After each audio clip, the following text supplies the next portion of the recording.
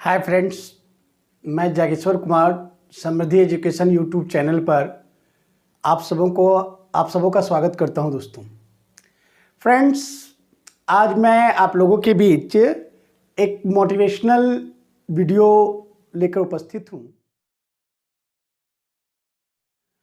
Motivational video की आवश्यकता इसलिए पड़ा दोस्तों कि अभी 10th और 12th के बच्चों के लिए एग्जामिनेशन का समय है और बच्चे अपने आप को इंस्पायर कर सके, बच्चों को अपने आप एक एनर्जी मिले,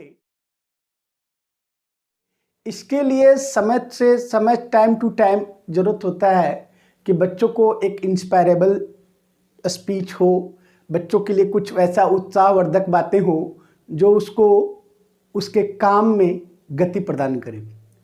दोस्तों, आज के वीडियो में मैं अपना वीडियो स्टार्ट करूं, अपनी बात में एक कहानी से आपके साथ शुरू करना चाहूँगा।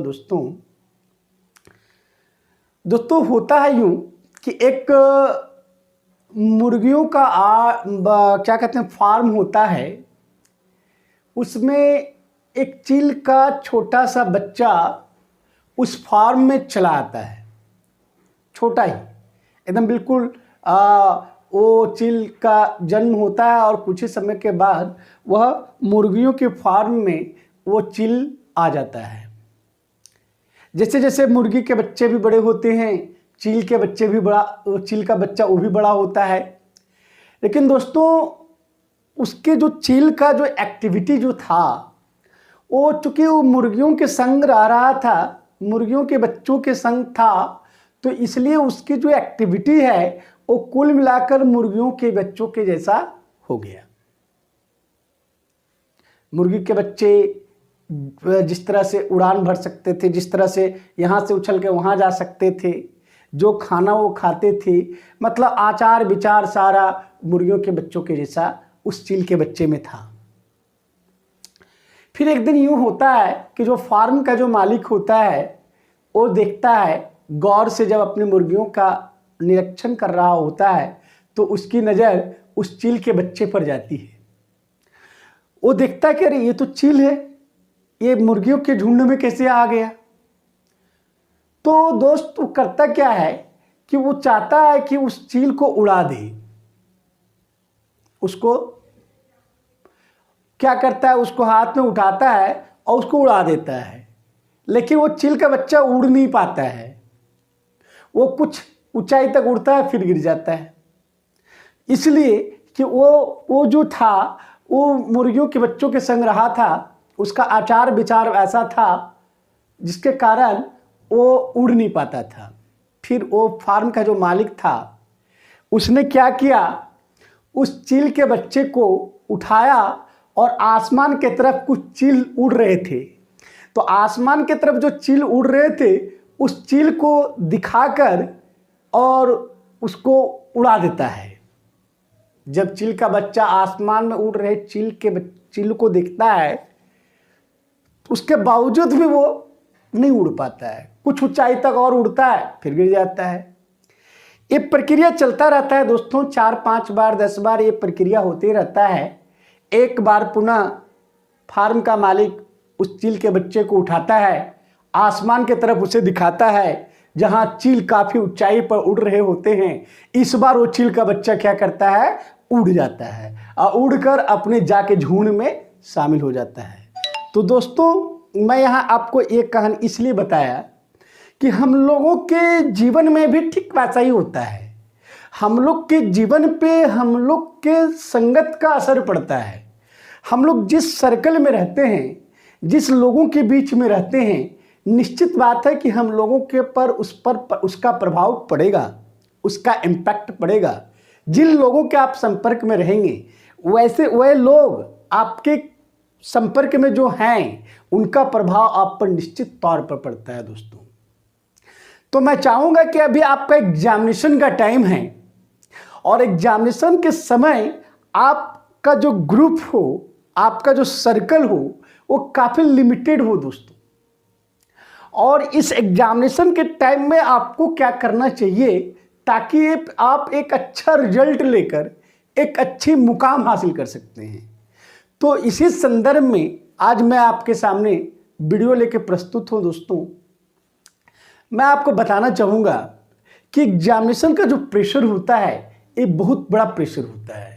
एग्जामिनेशन का प्रेशर आदमी को झेलना बहुत मुश्किल होता है।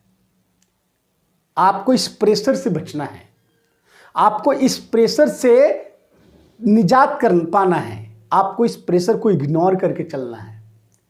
अब सवाल ये उठता है कि अभी आपके पास 3 महीने का टाइम है और इस 3 महीने में आप अपनी तैयारी कैसे करो, या आप अपनी पढ़ी हुई बातों को जो आपने अध्ययन किया है उसको कैसे रिवाइज करो, ये ज़्यादा इम्पॉर्टेंट रखता है। दोस्तों, तो सबसे पहला काम आप क्या करेंगे कि आप कोशिश करेंगे कि आपने अभी तक क्या क्या पढ़ा है, विषयवार आप उसका मूल्यांकन स्वयं करेंगे। जैसे मैथ है तो मैथ में आपने अभी तक कितने मार्क्स का कंप्लीट कर चुके हो। फिजिक्स है, केमिस्ट्री है, साइंस है, सोशल साइंस है, मतलब आप कितने मार्क्स का कंप्लीट कर चुके हो जो उसमें 110% आपका एफर्ट्स है। उससे अगर क्वेश्चंस आता है तो आपका ना छूटे। आज के डेट में आप इसका मूल्यांकन करें और आप अपने आप को देखें कि आप कहाँ पे हो, आपका जो वेटेज है वो क्या है, आप कितने परसेंटेज पे जाके ठहर रहे हो। उसके बाद आप एक अलग रणनीति बनाएं और आपकी जो रणनीति होगा वो आपके वर्तमान सिचुएशन के अनुसार होगा। दोस्तों, वर्तमान परिस्थिति में आप जब अपना मूल्यांकन करेंगे और अपना मूल्यांकन करने के पश्चात जो आकलन आप करेंगे उसके आधार पर आपकी रणनीति होनी चाहिए।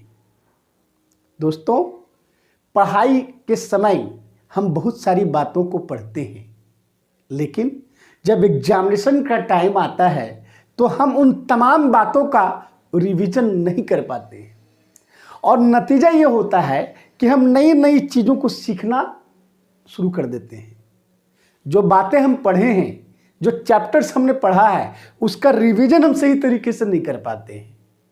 और जब एग्जामिनेशन हॉल में जब हम लोग होते हैं तो एग्जामिनेशन हॉल में हमारा घबराहट बढ़ जाता है, अंदर का झुंझलाहट बढ़ जाता है और आदमी वहाँ पे अपने पैसेंस को खो बैठता है, वो डेमोरलाइज हो जाता है। आपको इन सभी समस्याओं से निजात पाना है और इसका सबसे साधारण और सबसे सरल तरीका ये है कि आपका अभ्यास समुचित तरीके से होना चाहिए। अब आप अभ्यास कैसे करेंगे, प्रैक्टिस कैसे करेंगे? दोस्तों, आप कोई भी टॉपिक आप ले लो, कोई भी चैप्टर आप ले लो, सबसे पहले उस चैप्टर्स के टॉपिक को आप अपने दिमाग में फ्रेम अप करो। उस अपने दिमाग में फ्रेम अप करने के बाद प्रत्येक टॉपिक के बारे में दोस्तों आप रिकॉल करो। रिकॉल करने का मतलब होता है आप उसके बारे में सोचो कि इसमें क्या क्या चीजें हैं। जब आप प्रत्येक टॉपिक को रिकॉल करना शुरू करेंगे तो होगा क्या कि आप जितनी बातें पढ़े हैं उसमें से 10 बातें अगर पढ़े हैं तो ये निश्चित मानकर चलिए कि 5-6 बातें तो आप रिकॉल कर ही लोगे। उसके बाद क्या करना है, फिर से उस टॉपिक को आप रिव्यू करो, पढ़ो। पढ़ने के बाद आप 2 मिनट के लिए उस टॉपिक को पढ़ने के बाद फिर से रुक जाओ। उसके बाद फिर उसको समअप करो आप अपने दिमाग में कि आप इस टॉपिक में क्या क्या जानते हो। आप इस टॉपिक के बारे में अगर आपसे पूछा जाए, आपको बोला जाए आप इस टॉपिक के बारे में बोलो, तो आप क्या क्या बोल सकते हो। अब की बार जब आप रिकॉल करोगे ना तो आप सच मानो आपको कम से कम 7-8 पॉइंट आप रिकॉल कर लोगे। अब क्या करो, उसको 1 सप्ताह के लिए उस टॉपिक को छोड़ दो। 1 सप्ताह के बाद पुनः आप पेन और पेपर लेकर बैठो और उस टॉपिक का नाम लिखकर फिर आप उसको रिकॉल करो। इस बार क्या होगा दोस्तों, आप 8 में से 6-7 पॉइंट आराम से आप रिकॉल कर लोगे। अब की बार फिर से आप उस टॉपिक को जाके पढ़ो, उसके बाद आप रिकॉल करो। देखो इस बार 100 का 100 पॉइंट्स, 100%, 10 का 10 पॉइंट आप रिकॉल कर लोगे। तो ये पढ़ने का तरीका होता है दोस्तों। हम याद नहीं कर सकते। हाँ, याद कर सकते हैं, लेकिन उसको हम ज़्यादा देर तक मेमोरी में रख नहीं सकते हैं। लेकिन जो तरीका मैं आपको बता रहा हूँ पढ़ने का, अगर आप इस तरीके से पढ़ते हो तो आप इस सच मानो कि वो आपके मेमोरी में हमेशा के लिए इनपुट हो जाएगा। चाहे वो कोई भी विषय हो, चाहे वो मैथ हो, चाहे साइंस हो, चाहे सोशल साइंस हो, चाहे फिजिक्स हो, चाहे केमिस्ट्री हो, चाहे कोई भी सब्जेक्ट हो। अगर आप इस मेथड का इस्तेमाल करते हो अपने रिवीजन में, तो आप सच मान कर चलो कि उस टॉपिक से रिलेटेड कोई भी क्वेश्चंस आपका नहीं छूटेगा दोस्तों। ये तो बात हो गई रिवीजन का।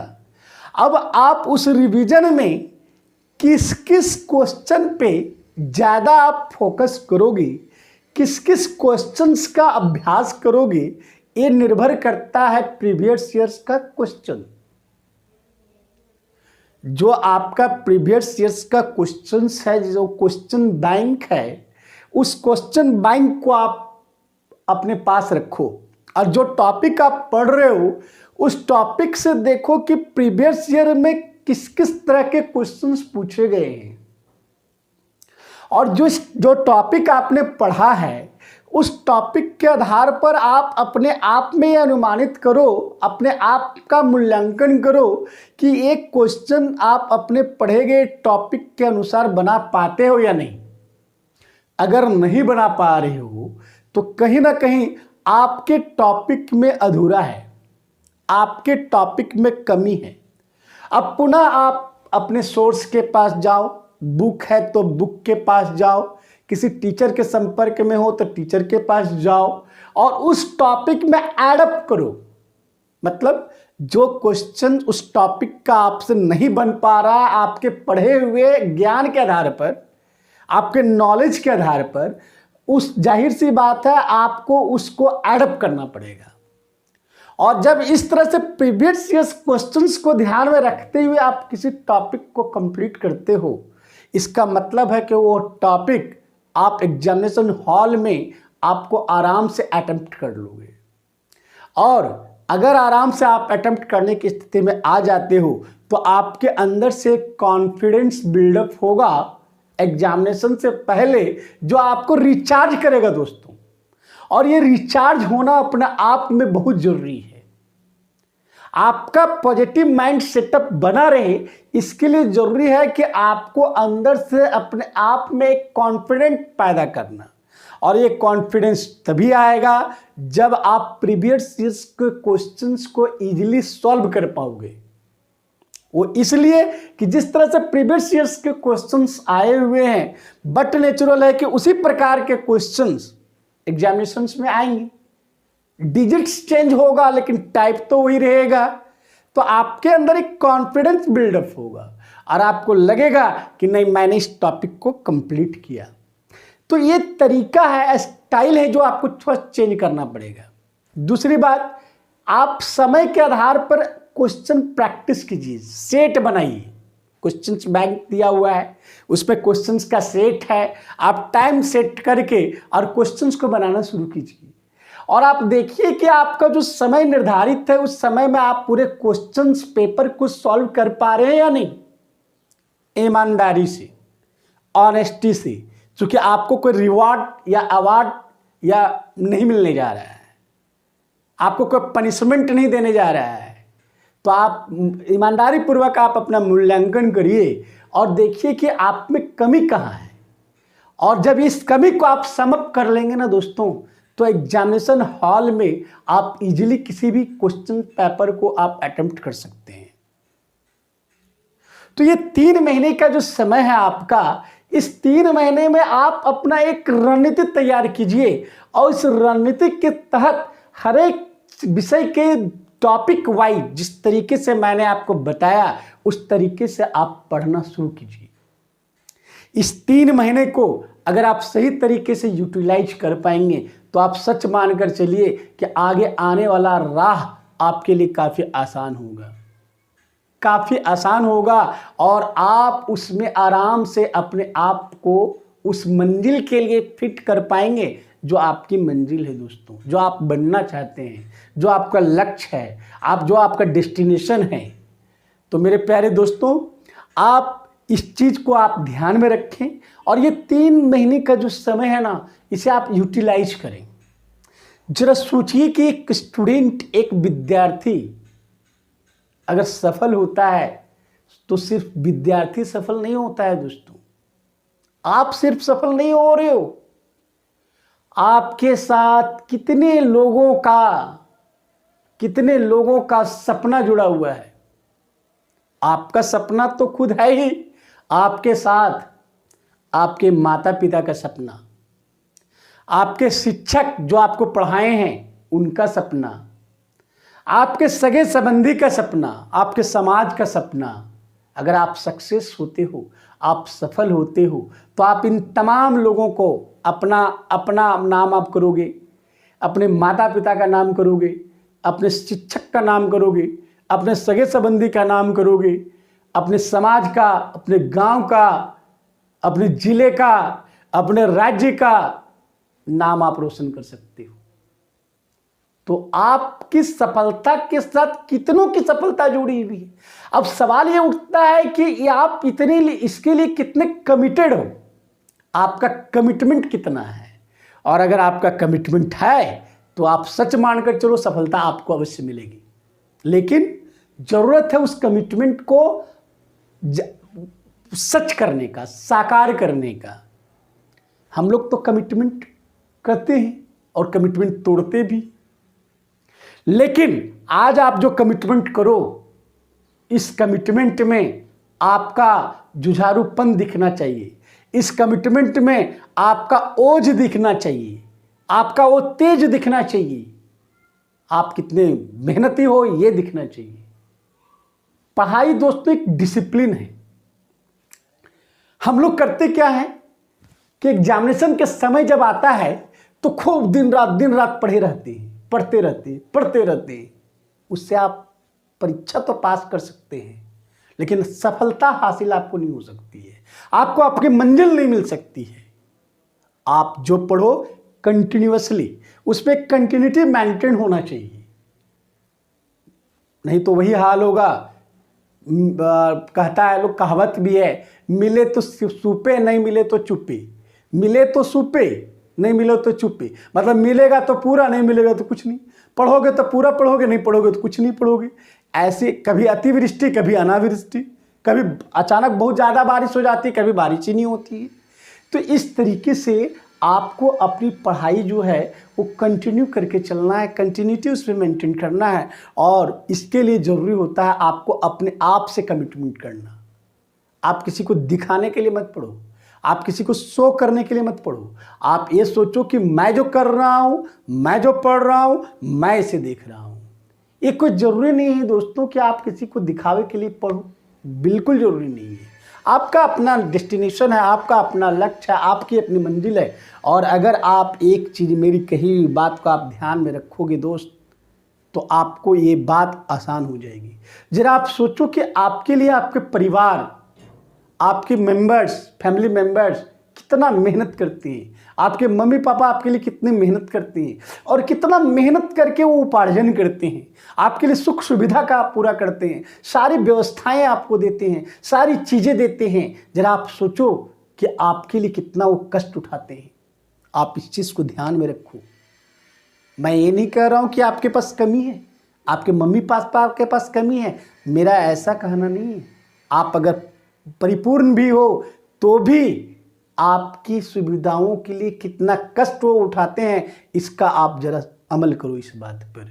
जब आप ऐसा सोचोगे ना, आपसे कभी भी गलती नहीं होगी, आपसे कभी भी लापरवाही नहीं होगी। और मेरे प्यारे दोस्तों, अगर आप इस चीज़ को सही तरीके से अपने जीवन में उतारते हो तो एक 12th और 10th का एग्जामिनेशन क्या, आप जो मंजिल आप तय करते हो, जो मंजिल आप पाना चाहते हो, वो आपके कदमों में होगी। हम लोग क्या करते हैं ना, मार्क्स को बटोरने के चक्कर में पड़ते हैं। नो, मार्क्स को बटोरने के चक्कर में मत पड़िए, नॉलेज गेन करने के लिए पढ़िए। आपको उस टॉपिक का समझ होना चाहिए, और अंडरस्टैंडिंग अगर टॉपिक का हो गया, विषय वस्तु का समझ हो गया, तो मार्क्स तो ऑटोमेटिक मिलेगा।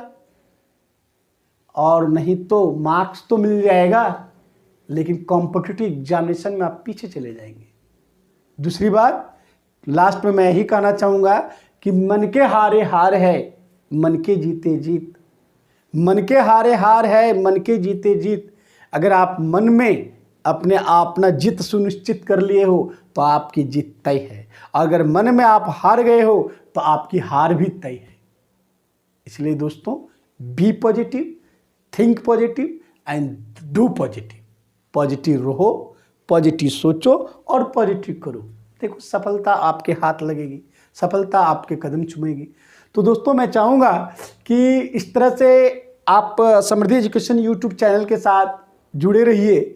आपको जो क्लासेज निरंतर मिल रहा है, मैं प्रयास करूंगा कि आपको क्लासेज निरंतर मिलता रहे और आपकी तैयारी में मैं जहाँ तक कोशिश करूंगा मैं आपकी तैयारी को सहयोग कर पाऊँ, आपकी तैयारी में आपको हेल्प कर पाऊँ, और मेरा प्रयास जारी है और जारी रहेगा भी। और आप लोग, मैं चाहूँगा कि वीडियो पसंद आता है तो प्लीज़ लाइक कीजिए, सब्सक्राइब कीजिए और अपने दोस्तों को शेयर कीजिए, ताकि अधिक से अधिक लोगों तक ये बातें पहुँचे, अधिक से अधिक लोग इसको देखें, समझें और अपने जीवन में उतारें। धन्यवाद दोस्तों।